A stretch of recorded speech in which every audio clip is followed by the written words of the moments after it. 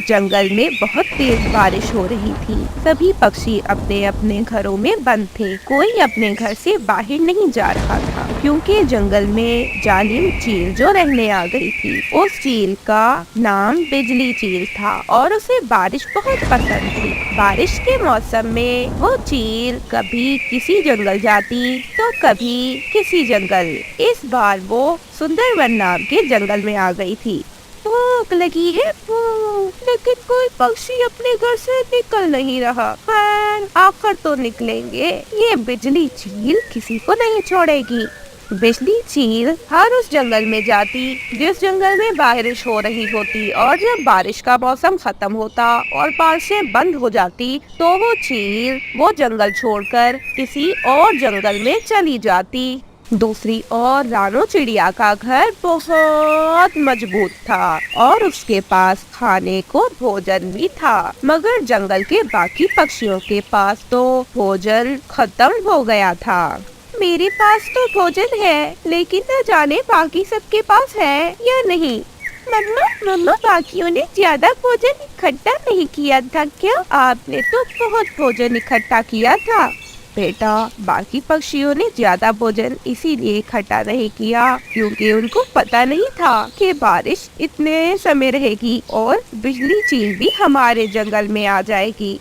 दूसरी ओर बुलबुल के बच्चे भूखे रो रहे थे। बच्चों, मैं आपके लिए भोजन का इंतजाम करती हूँ, आप हौसला रखो। बाहर बिजली चील है, मैं क्या करूँ? अगर मैं बाहर गई तो कभी न लौटूंगी। फिर मम्मा बुलबुल बड़ी मुश्किल से हौसला करती है और घर से निकलती है। बदकिस्मती से चील भी ऊंची उड़ान ले रही थी। वो तेजी से आती है और बुलबुल को उठाकर ले जाती है। ये सब गोरी कौवी भी खिड़की से देख लेती है। वो फौरन से खिड़की बंद करके कालू कौवे के पास जाती है और रोने लगती है। कालू, हाय कालू, बुलबुल, बुलबुल, मार दिया, चील ने बुलबुल को मार दिया। ओहो, अब तो ये चील बुलबुल के बच्चे भी खा जाएगी। मुझे बुलबुल के घर जाना चाहिए। बुलबुल बहन अब इस दुनिया में नहीं रही, परंतु हमें चाहिए कि हम उसके बच्चों की हिफाजत करें। कालू कौवा बाहर देखता है, चील तो बाहर न थी। कालू कौवा बुलबुल के घर जाता है और उसके बच्चों को ऐसा कहता है, प्यारे बच्चों, मेरे साथ चिड़िया आंटी के घर चलो। हमारे मम्मा को चील ने मार दिया। हमारी गलती जो हमने मम्मा से कहा कि हमारे लिए भोजन लाए। हौसला करो बच्चों, चलो मेरे साथ। फिर कालू उन छोटे छोटे मासूम बच्चों को रानो चिड़िया के घर ले जाता है। रानो चिड़िया बच्चों को दाना देती है। बच्चे दाना खा लेते हैं और फिर रानो चिड़िया उन्हें एक नरम घोंसले में सुला देती है। कुकू और गुड़िया भी सो जाते हैं। अब अगले दिन रात के समय चील को भूख लगी थी। चील कालू कौवे के घर को तोड़ने लगती है। कालू और गोरी तो कांप उठते हैं। भाग भाग कालू, भाग, खिड़की से भाग, वरना ये चीज हमें मार डालेगी। मैं तो नहीं मरना चाहती, अभी मेरी उम्र ही क्या है। गोरी जल्दी भाग, ये बारिश न जाने कब रुकेगी। जब ये बारिश रुक जाएगी तो ये बुरी चील हमारे जंगल को छोड़कर चली जाएगी। रानो के घर चलते हैं, रानो का घर बहुत मजबूत है। फिर ऐसे दोनों पति पत्नी चुपके से खिड़की से भागते हैं। उनको भागता देख चील उनका पीछा करने लगती है। वो तो चिड़िया के घर में चले जाते हैं। सब कांप रहे थे, कालू, गोरी, चिड़िया और बुलबुल के बच्चे। चील बहुत कोशिश करती है मगर घर तोड़ नहीं पाती। फिर ऐसे वो चली जाती है। अब सबके सब पक्षी ही अगले दिन चिड़िया के घर में आ जाते हैं, क्योंकि सबको ये बात पता तो चल गई थी कि चिड़िया का घर बहुत मजबूत है और चील ये घर तोड़ नहीं पाती। अगले दिन बारिश भी शाम के समय रुक जाती है। चील भी वो जंगल छोड़कर वहाँ से चली जाती है। चील ने तो अब वो जंगल छोड़ दिया था, मगर अब बहुत नुकसान हो चुका था। कौवों का घर टूटा हुआ था और न जाने किस किस का घर चील तोड़ चुकी थी और न जाने किस किस पक्षी और उसके बच्चों को वो खा चुकी थी। बुलबुल के बच्चों को रानो चिड़िया अपने साथ रखने का फैसला करती है। वो कौवे से कहती है, कालू भाई, जैसे मेरे बच्चे वैसे ही बुलबुल के बच्चे भी मेरे ही बच्चे हैं। अब मैं बुलबुल के बच्चों का अब से ऐसे ही ध्यान रखूंगी और इनकी ऐसे ही परवाह करूंगी जैसे मैं अपने बच्चों की करती हूँ। जहाँ मैं अपने बच्चों का भोजन लाती हूँ वहाँ इनका भी ले आऊंगी। जहाँ मैं अपने बच्चों से इतना प्यार करती हूँ तो इनसे भी कर लूंगी। मैं नहीं चाहती कि हम इन बच्चों को खुद से दूर करें। नहीं बहन चिड़िया, आप इन्हें अपने पास नहीं रख सकती। मैं बुलबुल के एक रिश्तेदार को जानता हूँ। मैं सोच रहा हूँ कि उसे ले आऊँ, क्योंकि उसकी कोई संतान नहीं है। वो और उसकी पत्नी अकेले रहते हैं। वो इस बात को जानकर कि बुलबुल नहीं रही तो बुलबुल के बच्चों को अपने पास रख लेंगे। रानो चिड़िया चाहती तो नहीं थी, मगर फिर भी वो बुलबुल के बच्चों को कौवे के साथ जाने देती है। कौवा बुलबुल के रिश्तेदारों के घर उसके बच्चों को छोड़ आता है। बुलबुल के बच्चे अब अपनी जिंदगी खुशी से बिता रहे थे। दूसरी ओर कालू कौवे ने भी अपना पक्का घर बना लिया था। इस बार कौवे समेत बाकी पक्षियों ने अपने घर बहुत मजबूत बनाए थे। एक दिन जूजू बैठा चाय पी रहा था कि उसकी पत्नी उसके पास आ जाती है और उससे कहने लगती है, जूजू चलो कहीं घूमने चलते हैं, मुझे तुमसे एक जरूरी बात करनी है, घर में तो कर नहीं सकती। कौन सी बात करनी है? आप यहीं पर कर लें, मैं बाहर नहीं जा सकता क्योंकि अभी मैं काम पर जा रहा हूँ। तुम्हारी माँ या तुम्हारी बहन कहती ना तो तुम चले जाते। अब तुम्हारी पत्नी ने जो कहा है, तुम कैसे जा सकते हो मेरे साथ? मेरी तो किस्मत ही फूटी थी जो मेरी शादी तुम जैसे चिड़े के साथ हो गई। कोई बात नहीं मानना तुम मेरी कभी भी। फिर आखिर जूजू अपनी पत्नी के साथ अपने घर से बाहर निकलता है। उसकी पत्नी उसे गुड़िया की शादी का कहने लगती है, देखो गुड़िया बड़ी है, मेरी भी तो शादी हुई है ना, मैं भी तो अपना घर छोड़कर आई हूँ। मेरी मानो तो गुड़िया की शादी कर दो, वरना देख लेना तुम्हारी माँ कैसे जायदाद अपने उन दोनों बच्चों को देगी और तुम खाली हाथ ही रह जाओगे। जूजू अपनी पत्नी पर गुस्सा हो जाता है। मेरी बहन छोटी है, उसकी शादी मैं नहीं करूँगा और आइंदा मेरे साथ ऐसी बात की ना तो अच्छा नहीं होगा।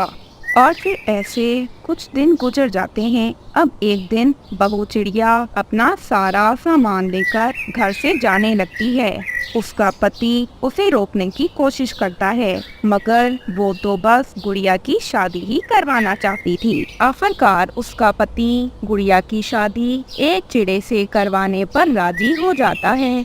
2 दिन बाद गुड़िया की शादी थी। उसकी भाभी उससे अपने पास बुलाकर कहती है, गुड़िया तुम्हारे दहेज में कुछ भी नहीं है, तुम्हें इस बात को बुरा तो नहीं लग रहा ना? भाभी आप पहले ही माँ से मेरे भाई को इतना दूर कर चुकी हैं। भाई तो अब 2 मिनट आकर माँ के पास बैठते भी नहीं। अब आपके कहने पर भाई ने न जाने किस चिड़ी के साथ मेरी शादी भी तय कर दी है। और आप क्या चाहती हैं हमसे? मैंने तो कुछ नहीं कहा, तुम्हारी माँ की बातों में ना आओ, वो तो है ही ऐसी। अब तुम इस घर को छोड़कर जाने वाली हो तो तुमसे एक बात कह दूं, इस घर में अब दोबारा ज्यादा ना आना, क्योंकि अब ये घर मेरा है, समझ आ गई? जहाँ तुम जा रही हो अब से सिर्फ और सिर्फ वही है तुम्हारा घर। गुड़िया अपनी भाभी की बातों का कोई जवाब नहीं देती। ऐसे ही कुछ दिन बीत जाते हैं। कुछ दिन के बाद गुड़िया की भाभी अपने मायके जाती है। वो कई दिन तक अपने घर नहीं लौटती, मगर फिर जब वो अपने घर आती है तो उसका व्यवहार अपनी सास और अपने पति सबसे ही खराब था। मगर शायद अब उसका पति उसकी बातों में आ गया था। उसका पति अब घर का खर्चा नहीं देता था और ना ही अपनी माँ से अच्छा व्यवहार करता था। बेटा, आप मुझे कुछ पैसे दे दो, मैं सब्जी ले आऊं। घर पे कोई चीज नहीं है, मुझे और कुकू को भूख लगी है। बेटा, आप तो अब मुझे पैसे भी नहीं देते। मम्मा देता हूँ आपको। मेरी शादी हो गई है माँ, अब सारी जिंदगी में आपको तो नहीं देखता रहूंगा। जब देखें आप ही आ जाती हो। मेरा अपना भी घर परिवार है, मुझे अपने घर को भी देखना है। अच्छा बेटा, 100 रुपए ही दे दे, मैं सब्जी ले आऊं। दे देता हूँ। अपने इस कुकू को भी लगाए ना काम पर, ये क्यों बैठा है? फिर कुछ दिन बाद कुकू भी एक नौकरी पर लग जाता है। अब उसकी जो भी सैलरी मिलती वो अपनी माँ के पंखों में रखता। कुछ ही दिन बाद मीना चिड़िया एक अंडा भी दे देती है। अब तो उसका पति अपनी माँ से बात करना भी छोड़ चुका था। उसकी माँ उससे कोई भी बात करती तो वो उसका उल्टा जवाब देता। आखिरकार एक दिन वो अपनी माँ के पास आकर पंख जोड़ते हुए कहता है, माँ मैं थक गया हूँ। माँ जाए ना आप मेरे घर से, मैं अपनी पत्नी को देखूं या आप लोगों को। अब तो उसने अंडा भी दे दिया है। प्लीज प्लीज आप कुकू को लेकर यहाँ से चली जाएं। मैं नहीं चाहता आप लोगों के साथ रहना। वाह बेटा वाह, आज आप अपनी माँ को कह रहे हो कि आप उसके साथ रहना नहीं चाहते। ठीक है, मैं आपको कुछ नहीं कहूँगी और मैं चली जाती हूँ, मगर मेरी बात याद रखना, आज आपकी पत्नी के कहने पर आप मेरे साथ ये सब कर रहे हो। कल को आपकी संतान भी आपके और आपकी पत्नी के साथ यही करेगी। चल बेटा कुकू, अब ये घर मेरा और तेरा नहीं है। गुड़िया की भी शादी करती है मैंने, न जाने मेरी बेटी कैसी होगी। फिर ऐसे वो अपने ही घर को छोड़कर चली जाती है। रानो चिड़िया और उसके बेटे कुकू को कुछ समझ ना आ रहा था कि जाएं तो कहाँ जाएं। फिर कुकू अपनी माँ को अपनी बहन के घर छोड़कर घर बनाना शुरू करता है। वो अपने लिए बहुत मेहनत से बांस का घर बनाता है। जब घर बन जाता है तो फिर वो अपनी माँ को अपनी बहन के घर से लेकर वापस उसी घर में आ जाता है जिसे उसने बनाया था। वो अब बहुत खुश थे। एक दिन रानो चिड़िया अपनी बेटी गुड़िया के घर जाती है। गुड़िया की सास बहुत खुश थी क्योंकि गुड़िया अपनी सास के साथ बहुत अच्छा व्यवहार करती थी। ये देखकर रानो चिड़िया की आंखों से आंसू आ जाते हैं और वो रोते हुए कहती हैं, काश काश मेरी बहू भी ऐसी होती जो मुझे कभी भी ऐसे तंग न करती। मेरा बेटा मुझे छोड़कर चला गया। और फिर ऐसे अब सब खुशी से रह रहे थे, परंतु जोजो और उसकी पत्नी शायद आने वाली जिंदगी में खुश नहीं रहेंगे क्योंकि जोजो अपनी पत्नी की बातों में आकर अपनी माँ को छोड़कर चला गया। प्यारे दोस्तों, हम जो दूसरों के साथ करते हैं आने वाली जिंदगी में हमारे साथ वही होता है। अगर आप किसी के साथ बुरा करोगे तो अच्छा आपके साथ भी नहीं होगा। गोरी कवि की शादी। गोरी कवि की शादी कालू कवि के साथ होने ही वाली थी, परंतु गोरी कवि कालू से शादी नहीं करना चाहती थी क्योंकि वो किसी अमीर कवि से शादी करना चाहती थी और कालू अमीर न था। मेरी शादी किसी अमीर से करती ना, आप क्यों मेरी शादी उस गरीब कालू से कर रही हो? कालू तो छोटे से घर में रहता है, वह मुझे खुश नहीं रख सकेगा। अरे बेटा, तुझे कालू ही खुश रख सकता है, उसके अलावा तू किससे शादी करेगी? तेरा तो कोई रिश्ता भी नहीं आता। कालू अच्छा कौवा है और वैसे भी कोई भी अमीर कौवा हम जैसे गरीबों से शादी क्यों करेगा? मेरे पास तो तेरे दहेज के लिए कुछ जेवर ही है, उसके सिवा हमारे घर में भी कोई चीज नहीं है, हम तो गरीब हैं। हाँ, मैं तो हूँ ही बदसूरत जो कोई अमीर कौवा मुझसे शादी नहीं करेगा। आप तो हमेशा ही ऐसे कहती हैं। कालू कौवा था तो गरीब कौवा, परंतु वो था बहुत ईमानदार। वो हर काम ईमानदारी से करता, वो जरा भी लालची न था और वो बहुत मेहनती कौवा था। कालू बहुत ज्यादा खुश था क्योंकि उसकी शादी जो होने वाली थी वो अपनी माँ के साथ रहा करता था। उसकी माँ के सिवा उसका इस दुनिया में कोई न था। कालू और उसकी माँ अपने घर को सजा रहे थे क्योंकि अब शादी में सिर्फ और सिर्फ 3 दिन ही रह गए थे। मैं काम पे जा रहा हूँ, आज घर जल्दी आ जाऊंगा। बेटा, तू काम पे क्यों जा रहा है? 1 महीने की छुट्टी ले लेना काम से। अगर 1 महीने की नहीं तो कम से कम 3 हफ्ते की छुट्टी ही ले ले बेटा। नहीं माँ, मैं 1 महीने की छुट्टी नहीं ले सकता क्योंकि मुझे घर भी तो चलाना है और अगर मैं 1 महीने तक ना गया तो फिर मुझे सैलरी भी नहीं दी जाएगी। मैं 2 हफ्ते की छुट्टी ले लूंगा कल से। जीता रहे मेरा प्यारा कालू, ऊपर वाला सबको ऐसा ही बच्चा दे। शाम के समय गौरी कवि नदी पे पानी पीने जाती है। वहाँ पर भूरा कौवा भी बैठा था। भूरे कौवे को देखकर गौरी तो खुश हो जाती है क्योंकि उसने ऐनक लगाई हुई थी और उसकी गले में सोने की चैन थी। गौरी तो पागल हो रही थी। फिर गौरी भूरे कौवे से कहती है, वाह, आप तो अमीर कौवे लग रहे हैं। क्या नाम है आपका? बूढ़ा बूढ़ा बूढ़ा नाम है मेरा कवि। तुम बहुत सुंदर हो। आप भी बहुत अमीर और सुंदर हो। क्या तुम मुझसे शादी करोगी? मैं तो आपसे शादी कर लूं, परंतु एक प्रॉब्लम है। मेरी शादी होने वाली है, परंतु मुझे वह कौवा जरा पसंद नहीं। मैं उससे शादी नहीं करना चाहती। वो गरीब कौवा है। ये तो अच्छी बात है कि तुम मुझसे शादी नहीं करना चाहती। फिर हम भाग के शादी कर लेंगे। तुम्हारी माँ ने तुम्हारी शादी के लिए जेवर तो रखा ही होगा। तुम वो जेवर ले आना, फिर हम दोनों एक साथ रहेंगे खुशी खुशी। और मैं तो बहुत अमीर कौवा हूँ, तो मैं किसी चीज की कमी नहीं होगी कभी भी। गौरी कवि उस कौवे की बातों में आ जाती है और उससे शादी के लिए हाँ कर देती है। ऐसे अपनी शादी से एक दिन पहले गौरी कवि रात के समय उस कौवे के कहने पर अपना सारा जेवर अपने घर से उठाती है और अपनी माँ को अकेला छोड़कर चली जाती है। अगले दिन जब गौरी की माँ की आँख खुलती है तो वो पूरे घर में गौरी को ढूंढती है, परंतु गौरी तो घर में न थी। माँ कवि रोना शुरू कर देती है, हाय मेरी बेटी, ये तूने क्या कर दिया? हाँ, तो मुझे अकेला छोड़कर चले गए। मेरी इज्जत तूने मेरी इज्जत फट्टी में मिला दी।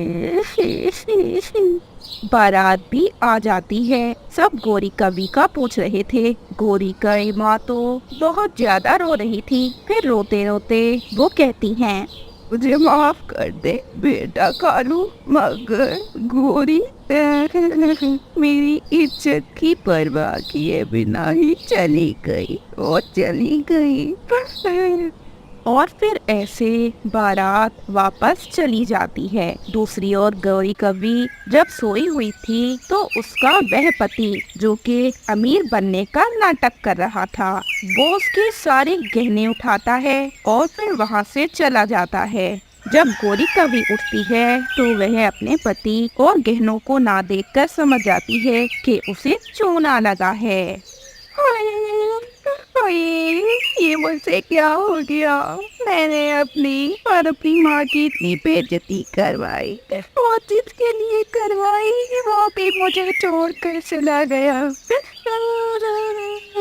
अब तो मैं किसी को अपना मुंह दिखाने के काबिल नहीं रही।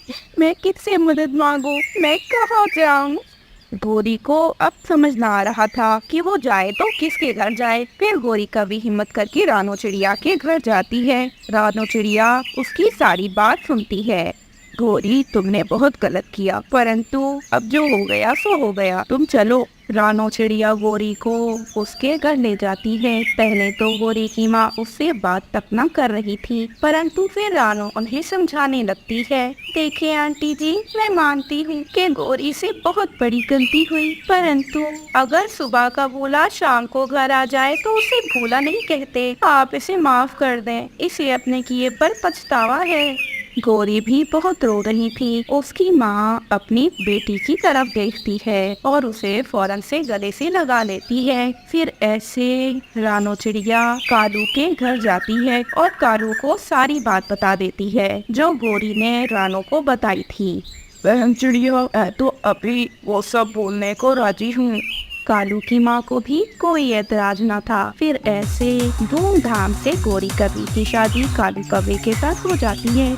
अब गौरी कवि अपने घर में खुशी से रह रही थी, परंतु फिर भी उसे अपने किए पर बहुत दुख था, क्योंकि उसकी इस गलती के कारण ही उसकी बहुत ज्यादा बेइज्जती हो चुकी थी। तो कालू डॉक्टर। गौरी कवि जंगल के सब पक्षियों को इकट्ठा करती है। पक्षियों, तुम सबके लिए ही एक बहुत अच्छी खबर है। कौन सी अच्छी खबर है? हमें भी बताओ। कहीं कालू ने चोरी करना तो बंद नहीं कर दी? हाँ हाँ, बताएं गोरी बहन, क्या अच्छी खबर है? कालू डॉक्टर बन गया है। अब तुम जो भी इलाज करवाना चाहो कालू के पास आकर ही करवाना। कालू बहुत समझदार डॉक्टर है। तुम सबकी बीमारियों का तो वो यूं चुटकियों में हल निकालेगा। बुलबुल भी कहती है, अरे ये तो बहुत अच्छी खबर है। कालू मुफ्त में हमारा इलाज करेगा। नहीं, वो मुफ्त में इलाज नहीं करेगा। मुफ्त में क्यों इलाज करे भला? उसने पढ़ने लिखने में इतना पैसा लगाया है। वो 2000 फीस लेगा अपनी। 2000 फीस का सुनकर तो सब पक्षी ही हैरान हो जाते हैं। रानो चिड़िया फौरन से कहती है, अरे गोरी बहन, दूसरे जंगलों के डॉक्टर तो 300-400 फी लेते हैं और ये भी मैं ज्यादा ही बता रही हूँ। कालू तो बहुत ज्यादा ही पैसे ले रहा है। इतना तो हम गरीब पक्षी कमाते ही नहीं कि इतने ज्यादा पैसे कालू डॉक्टर को दे दें। ऐसे कालू कौवा अपना अस्पताल खोल लेता है और अब जो पक्षी भी बीमार होता कालू कौवे के पास आता, क्योंकि उस जंगल में एक ही कालू डॉक्टर था। उसके अलावा कोई भी डॉक्टर न था और ये बात भी कोई न जानता था कि कालू खाली नाम का डॉक्टर है। वो सबको पागल बना रहा है। तोता अपनी पत्नी को डॉक्टर के पास लेकर जाता है। अरे मेरी पत्नी की चोंच में बहुत दर्द है। कालू डॉक्टर, इसको कोई दवाई दे देना। है तोती, बताओ क्या हुआ है? अरे चोंच में बहुत दर्द है, बात करना भी नहीं हो रही। चोंच का इलाज करना है। तोते, दर्द तुझे है या हरियाली को? तू चुप कर जा, मरीज तोती है, बोलने दे उसे। जी, चोंच में दर्द है, 3 दिन हो गए हैं मुझे, मगर ठीक नहीं हो रहा। कृपया करके कोई दवा दे दें। फी दे दी है तोती तूने? अरे हाँ हाँ, फी दे दी है। जल्दी से दवाई दे दे डॉक्टर साहब। तोती, अब घर जाओ ना तो अपनी चोंच पर नींबू लगा लेना, तुम ठीक हो जाओगी। तोते और तोती को कालू की इस बात पर गुस्सा तो बहुत आता है, परंतु वो कालू को कुछ नहीं कहते और वो अपने घर आ जाते हैं। तोता तो बहुत गुस्से में होता है। अरे बेकार, मैं कौन डॉक्टर है वो नालायक, कोई सही दवाई नहीं दी। अरे मेरी चोंच में तो अभी भी बहुत दर्द है। दूसरी ओर कौवे अपने घर में बैठे खूब हंस रहे थे। कालू, अब हरियाली अपने घर में बैठी नींबू लगा रही होगी अपनी चोंच को। हाँ, मैंने इन्हें अच्छा पागल बनाया। तोते का तो ये सुनकर रोने जैसा मुंह हो गया था। हा हा। ऐसे अब एक दिन रानो चिड़िया के बेटे कुकू के पेट में दर्द होता है। वो उसको फौरन से डॉक्टर कालू के पास ले जाती है।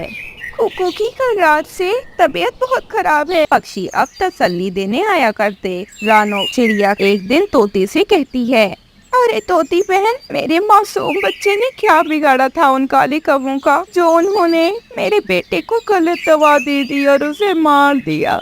अरे गलती हमारी है, न जाने हम उस बेकार डॉक्टर के पास गए ही क्यों। हमें कालू और गोरी पर कभी विश्वास नहीं करना चाहिए था। वो बुरे हैं, वो बहुत बुरे हैं। कबूतर अपने बेटे कीकी को बुलबुल के बेटे बुलबुले के साथ दूसरे जंगल पढ़ाई करने भेजता है। काफी समय बाद अब उनके जंगल में भी डॉक्टर था, जो कि बहुत अच्छा डॉक्टर था और उस डॉक्टर का नाम था डॉक्टर कीकी और डॉक्टर बुलबुला। ऐसे आहिस्ता आहिस्ता उस जंगल में बहुत से डॉक्टर्स हो जाते हैं। दूसरी ओर कालू और गोरी तो सारी जिंदगी के लिए जेल में बंद थे। झूठा पति। रानो चिड़िया के पति आकाश चिड़े को झूठ बोलने की बहुत बुरी आदत थी। वो हर बात पे झूठ बोला करता था। इसी कारण उसकी पत्नी रानो चिड़िया बहुत परेशान रहा करती थी। एक दिन रानो का पति भोजन की खोज में जाता है तो उसे रास्ते में ही ख्याल आता है, रानो बहुत मेहनत करने वाली है, क्यों ना आज मैं भोजन लिए बिना जाए वो खुद ही चली जाएगी, फिर ऐसे मुझे काम भी नहीं करना पड़ेगा। ऐसा सोचते हुए आकाश बिना भोजन दिए ही घर आ जाता है। आकाश, आप भोजन क्यों नहीं लाए? और रास्ते में मुझे बहुत चक्कर आने लगे, इसी कारण मैं भोजन नहीं लाया। रानो, मेरी तबीयत बिल्कुल भी ठीक नहीं है, तुम ऐसा करो खुद ही भोजन ले आओ ना। ठीक है, आप आराम करो, मैं ही चली जाती हूँ भोजन की खोज में। आप गुड़िया का ध्यान रखना। और फिर ऐसे रानो चिड़िया भोजन की खोज में चली जाती है। कुछ दिन तक तो आकाश ऐसा ही करता है। वह रोज घर आता और फिर अपनी पत्नी से यही कहता कि उसकी तबीयत तो खराब है। अब वो भी परेशान रहने लगी थी कि उसका पति रोज काम पे जाता है और रोज वापस आ जाता है और रोज यही कहता है कि उसकी तबीयत खराब है। फिर वो ऐसे कुछ दिनों बाद अपने पति को साथ लिए बुलबुल डॉक्टर के पास चली जाती है। बुलबुल आकाश का चेकअप करने के बाद रानो चिड़िया से कहती है, रोनो, थोड़ा साइड आ जाओ, मुझे तुमसे बात करनी है। आकाश तो डर जाता है और मन में ये सोचने लगता है, और ऐसा ना हो ये मोटी बुलबुल रानो को बता दे कि मैं ठीक हूँ और मैं ड्रामे करता हूँ। हाय, इतनी मुश्किलों से काम से जान छूटी थी, ये मोटो फिर से मुझे लगता है मुझे काम पे लगा देगी। दूसरी ओर बुलबुल रानो चिड़िया से कहती है, रानो, तुम्हारे पति को कोई बीमारी नहीं है, ये ड्रामे करता है। मुझे पता है, ये पूरा दिन बाहर घूमते रहते हैं शाम के समय, मगर जब मैं इन्हें भोजन लाने का कहती हूँ तो ये जाते हैं और वापस आ जाते हैं और कहते हैं इन्हें चक्कर आ रहा है, इनकी तबीयत खराब है। प्लीज बुलबुल दीदी, कुछ करें ना, मैं क्या करूँ? आकाश की झूठ बोलने की आदत से मैं बहुत तंग आ चुकी हूँ। फिर ऐसे बुलबुल रानो चिड़िया को एक बहुत अच्छा उपाय देती है। रानो चिड़िया रोते रोते अपने पति आकाश के पास जाती है। क्या हुआ रानो, क्यों परेशान हो? हाय हाय, मुझे यकीन नहीं आता कि आपको इतनी खतरनाक बीमारी कौन सी बीमारी? मुझे क्या हुआ है बताओ ना रानो, मैं तो स्वस्थ था। रानो चिड़िया की बातों से आकाश तो बहुत डर गया था, मगर रानो ज्यादा बात किए बिना रोती हुई आकाश के साथ अपने घर आ जाती है। अब तो आकाश सच में डर गया था। वह अकेला बैठा सोच रहा था, कोई मेरे झूठ बोलने की वजह से मेरा झूठ सच तो नहीं हो गया? हाय रे बाबा, क्या कर दिया मैंने? ऐसा झूठ बोला ही क्यों? कहीं मुझे सच में कोई बीमारी तो नहीं लग गई ना? मुझे लगता है कि मुझे कोई बीमारी लग गई है। अरे, मैंने अपनी पत्नी से झूठ बोला था। अरे, अगर मैं झूठ ना बोलता तो मैं ठीक रहता। इसीलिए कहते हैं झूठ नहीं बोलना चाहिए। अगर मैं सच बोल दूं तो शायद मैं ठीक हो जाऊं। जैसे झूठ बोलने से मुझे बीमारी लगी है, वैसे ही सच बोलने से ये बीमारी खत्म हो जाए। आकाश चिड़ा डरते डरते रानो चिड़िया के पास जाता है और रोने लगता है। आए, मुझे माफ कर दो रानो, मुझे माफ कर दो। मैंने तो झूठ कहा था। मैं बिल्कुल ठीक हूँ, नहीं आता मुझे कोई चक्कर। उसकी बात सुनकर रानो चिड़िया जोर जोर से हंसने लगती है। आकाश, तुम्हें झूठ की सजा मिली है। तुम झूठ बोलते थे ना, इसीलिए तुम्हें बीमारी लगी है, बीमारी। और रानो, चलो ना, अब मैंने सच बोल दिया है, अब बुलबुल दीदी के पास चलते हैं, शायद अब मैं ठीक हो चुका हूँ। और फिर ऐसे वह दोनों बुलबुल डॉक्टर के पास जाते हैं। बुलबुल डॉक्टर आकाश की बातें सुनकर हंस रही होती है और फिर वो आकाश का चेकअप करती है और कहती है, कमान कमान, तुम तो ठीक हो, बिल्कुल ठीक हो। वाह, देखा, झूठ बोलने वाले को झूठ की सजा मिलती है। अरे बाबा, अब मेरी तौबा, अब नहीं बोलूंगा मैं झूठ, सच बोलूंगा, हमेशा सच बोलूंगा मैं। बुलबुल चिड़िया दोनों ही एक दूसरे को देखकर खूब हंस रही थी, क्योंकि वो ये बात तो जानती थी कि आकाश को पहले भी कोई बीमारी न थी। अब आकाश हर रोज सुबह सवेरे भोजन की खोज में जाया करता और अपनी पत्नी के लिए स्वादिष्ट स्वादिष्ट भोजन लाता। अब आकाश ने झूठ बोलना बिल्कुल ही छोड़ दिया था और वो अपना हर काम खुद ही करता था। अपनी पत्नी से कोई भी काम करने का नहीं कहता था। ऐसे रानो चिड़िया और आकाश चिड़ा खुशी खुशी रहने लगते हैं। जालिम कव्वे। पूरे जंगल में कोई भी ऐसा पक्षी न था जो कालू और गोरी से डरता न हो। बगले थे, वह जंगल के सबसे ज्यादा बुरे पक्षी थे। वह सबसे ज्यादा जालिम थे। वह सबके साथ बुरा रवैया रखते और सबको ही मारते। एक दिन जग्गू कौवा नदी से पानी पी रहा था कि उसकी नजर आम के पेड़ पर जाती है, जिस पर मीठे मीठे आम पके हुए थे। आमों को देखकर तो वह बहुत खुश हो जाता है और वह आम के पेड़ पर आके बैठ जाता है। जग्गू आम तोड़ने लगता है, मगर आम तो खट्टे खट्टे थे, इसीलिए जग्गू एक आम तोड़ता और उसे थोड़ा सा खाकर फिर फेंक देता। ऐसे करते करते उसने बहुत से आम फेंक दिए।